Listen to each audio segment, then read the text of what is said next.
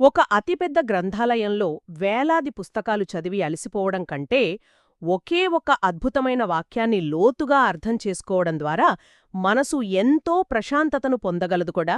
ఖచ్చితంగా. ఎందుకంటే సమాచారం ఎక్కువైనప్పుడు మనసు సహజంగానే గందరగోళానికి గురవుతుంది. సరిగ్గా చెప్పారు. ఈరోజు మనం చేయబోయే ఈ లోతైన విశ్లేషణ సరిగ్గా అలాంటి అద్భుతాన్నే ఆవిష్కరిస్తుంది. పాలీ కానంలోని త్రిపిటకాలకు చెందిన విముక్తి మగ్గ గ్రంథాన్ని మనం పరిశీలిస్తున్నాం. అంటే విముక్తి మార్గం అంటారు కదా, అదే. అవును. ఇందులో దశ ప్రత్యవేక్షణలు అంటే 10 ప్రత్యవేక్షణల గురించిన ముగింపు అంశాలను లోతుగా అధ్యయనం చేయబోతున్నాం. అసంఖ్యాకమైన సిద్ధాంతాలతో గందరగోళపడకుండా ఒకే ఒక నిర్దిష్టమైన సాధన ద్వారా మనసును ఉన్నత స్థితికి ఎలా తీసుకువెళ్లవచ్చో అర్థం చేసుకోవడమే ఈ విశ్లేషణ లక్ష్యం. ఈ విముక్తి మగ్గ గ్రంథం కేవలం చదవడానికి మాత్రమే కాదు, ఇది మనసుని ఎలా ఏకాగ్రత వైపు నడిపించాలో చెప్పే ఒక అద్భుతమైన ప్రాక్టికల్ గైడ్. ప్రత్యవేక్షణ అనగానే సాధారణంగా ఏదో పెద్ద శూన్యాన్ని ఊహించుకుంటారు కదా. అవును, ఎవరైనా మొదట అనుకునేది అదే, శూన్యం గురించి ధ్యానం చేయడం అనుకుంటారు. కానీ ఇక్కడ గ్రంథం చూపే విధానం పూర్తిగా భిన్నం. బుద్ధానుස්සతి, ధమ్మానుස්සతి మరియు సంఘానుස්සతి గురించి పరిశీలిస్తే ఆ నిర్దిష్టత ఏ స్థాయిలో ఉంటుందో మనకు అర్థమవుతుంది. అంటే ఇప్పుడు బుద్ధానుස්සతి తీసుకుంటే ఇది కేవలం చారిత్రక బుద్ధుడి మీద మాత్రమే దృష్టి పెట్టమంటుందా? ఆ ఆసక్తికరమైన విషయం అదే. కేవలం చారిత్రక బుద్ధుణ్ణే కాకుండా గత బుద్ధులను, భవిష్యత్ బుద్ధులను, అలాగే పచ్చేకా బుద్ధులను. పచ్చేకా బుద్ధులు అంటే నిశ్శబ్ద బుద్ధులు కదా. అవును, నిశ్శబ్ద బుద్ధులు. వారందర్నీ స్మరించాలని ఇది చెప్తోంది.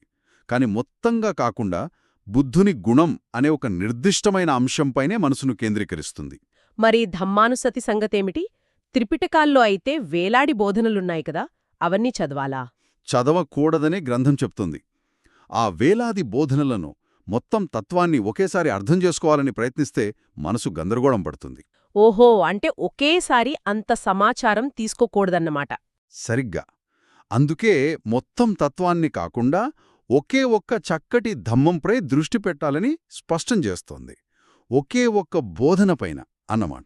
మరి సంఘానుసత్తిలో ఎలా ఉంటుంది? మొత్తం సమాజాన్ని గమనించాలా? లేదు, ఇక్కడ కూడా అదే నిర్దిష్టత. మొత్తం సమాజాన్ని లేదా మొత్తం సంఘాన్ని ప్రత్యవేక్షణ చేయకూడదు. ఒకే ఒక్క భిక్షువు యొక్క ఆచరణను, అంటే పటిపొదను మాత్రమే గమనించాలి. ఈ పద్ధతిని అర్థం చేసుకోవడానికి ఒక అద్భుతమైన పోలిక చెప్పుకోవచ్చు. ఒక విశాలమైన అడవిని మొత్తంగా చూసినప్పుడు అందులో ఉన్న చెట్లు అన్నీ ఒకేలా కనిపిస్తాయి కదా. అవును, కేవలం పచ్చదనం మాత్రమే కనిపిస్తోంది మనకు. సరిగ్గా. ఆ దృశ్యం ఎంతో గొప్పగానే ఉన్నా మనసు ఒకచోట నిలబడదు, పరిగెడుతూనే ఉంటుంది. కాని అదే అడవిలో ఒకే ఒక ఆకులోని పచ్చదనాన్ని, దాని స్వచ్ఛతను నిశితంగా గమనించినప్పుడు బయటి ప్రపంచాన్ని పూర్తిగా మర్చిపోతాం.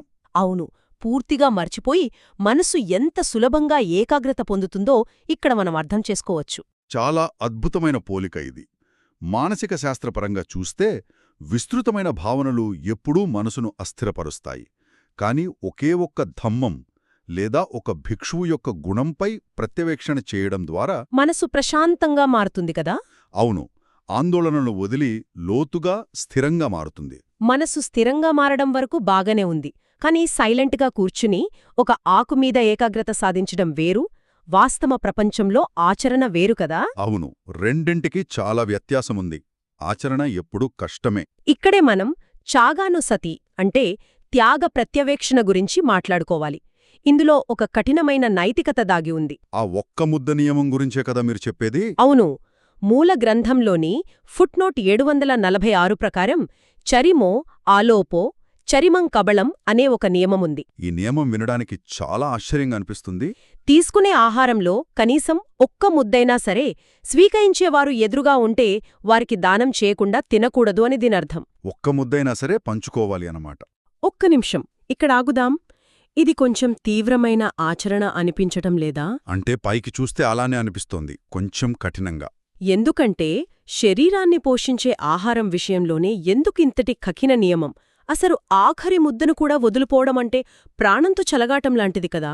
ఆచరణ సాధ్యమేనా ఇది? ఈ నియమం ప్రాణాల గురించి కాదు, మనసులోని మచ్చేరమలను, అంటే స్వార్థపు మచ్చను పూర్తిగా తొలగించడం గురించి. మచ్చేరమల అంటే?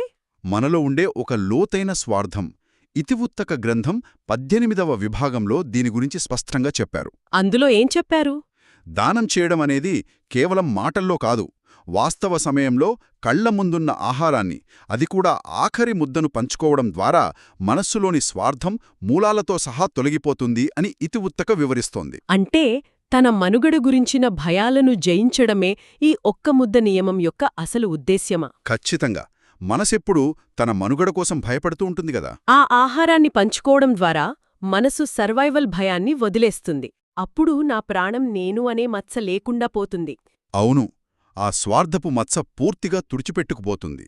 భయాలను జయించిన ఆ మనసు ఎంత ఉన్నతంగా ఉంటుందో కదా. ఇలా స్వార్థపు మచ్చలేని మనసు ఉన్నత స్థాయికి, అంటే దేవతల స్థాయికి ఎదుగుతుందని దేవతానుస్సతి వివరిస్తోంది. అవును, మూల గ్రంథం ఫుట్నోట్ 747 ఆధారంగా చూస్తే ఇందులో 5 గుణాల ప్రస్తావన వస్తుంది. శ్రద్ధ, శీలం, శృతం అంటే అభ్యాసం లేదా జ్ఞానం, త్యాగం మరియు ప్రజ్ఞ. ఇవే కదా ఆ 5 గుణాలు? సరిగ్గా అవే. ఈ 5 గుణాలు దేవతలకు సంబంధించినవేని గ్రంథం చెబుతోంది. ఇక్కడ నాకొక సందేహం. దేవతానుస్సతి అనగానే దేవతలను పూజించడం లేదా ఆరాధించడమనే భావన కడుగుతుంది కదా సాధారణంగా. అది ఒక సాధారణ అపార్థం మాత్రమే. కాని ఇది బాహ్య శక్తులను లేదా వ్యక్తులను పూజించడం కాదు. ఓహో, మరి ఈ సాధన ఎలా సాగుతుంది? దేవతలు ఆ ఉన్నత స్థాయికి చేరుకోవడానికి కారణం వారిలో ఉన్న ఈ 5 గుణాలే అని సాధకుడు గుర్తిస్తాడు. ఆ గుణాలు తన స్వంత మనసులోనే ఉన్నాయని తెలుసుకోవడమే అసలైన సాధన. తన మనస్సులోనే ఉన్నాయని తెలుసుకోవడం, ఇది వినడానికి ఒక ఎత్తైన పర్వతాన్ని అధిరోహించినవారు వదిలివెళ్లిన మ్యాప్లాగా అనిపిస్తోంది. అద్భుతమైన పోలిక. ఎలా అంటే, ఆ పర్వతాన్ని దూరం నుండి చూసి ఆశ్చర్యపోవడం ఒక ఎత్తు, అది ఎవరైనా చేస్తారు. కాని ఆ శిఖరాన్ని చేరుకోవడానికి అవసరమైన 5 సాధనాలు, అంటే ఈ శ్రద్ధ, ప్రజ్ఞానాంటివి అనమాట. అవును, ఆ సాధనాలు తన స్వంత బ్యాగ్లో ఉన్నాయో లేదో మనస్సు పరిశీలించుకోవడం లాంటివి ఈ సాధన. ఎంత ధ్యానపూర్వకంగా చెప్పారంటే, నిజంగా ఒక సాధకుడు తన బ్యాగులో ఈ సాధనాలను చూసుకున్నప్పుడు అనంతమైన ఆనందాన్ని పొందుతాడు. తనపై తనకు నమ్మకం కూడా పెరుగుతుంది కదా. ఖచ్చితంగా. ఆ దేవతల స్థాయి తనలోనే ఉందని గ్రహించి అనంతమైన విశ్వాసాన్ని పొందుతాడు. ఈ సాధనలన్నీ ఒక ఎత్తు అయితే, గ్రంథ నిర్మాణంలో ఇవి అమర్చబడిన తీరు మరో ఎత్తు.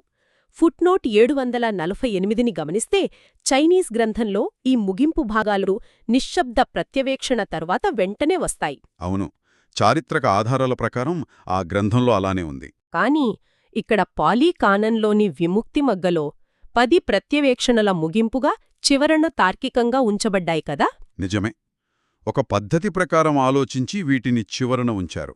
గ్రంథంలో ఈ అమరిక క్రమం మారడం వల్ల నిజంగా ఏమైనా వ్యత్యాసం ఉంటుందా? 10 ప్రత్యవేక్షణలు నేర్చుకున్న తరువాత ఈ విషయాలను చివరన చదవడం వల్ల మనసు ఈ సాధనను స్వీకరించే విధానం మారుతుందా? ఖచ్చితంగా చాలా వ్యత్యాసం ఉంటుంది. ఈ వివిధ అంశాలు కేవలం ఏదో ముగింపు కోసం రాసినవి కావు. అంటే ఒక రకమైన ప్రాక్టికల్ పరీక్ష లాంటిదా ఇది? సరిగ్గా. 10 ప్రత్యవేక్షణల సిద్ధాంతాన్ని పూర్తిగా నేర్చుకున్న తర్వాత నిజ జీవితంలో వాటిని ఎలా అన్వయించుకోవాలో చెప్పే ప్రాక్టికల్ గైడ్ ఇది. ముందుగా ఆ ఆకుమీద దృష్టి పెట్టినట్లుగా మనసును ఏకాగ్రతతో నింపాలి. అవును.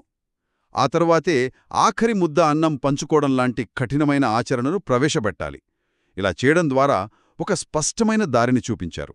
ఈ లోతైన విశ్లేషణ ద్వారా సాగిన ప్రయాణం ఎన్నో విషయాలను స్పష్టం చేసింది.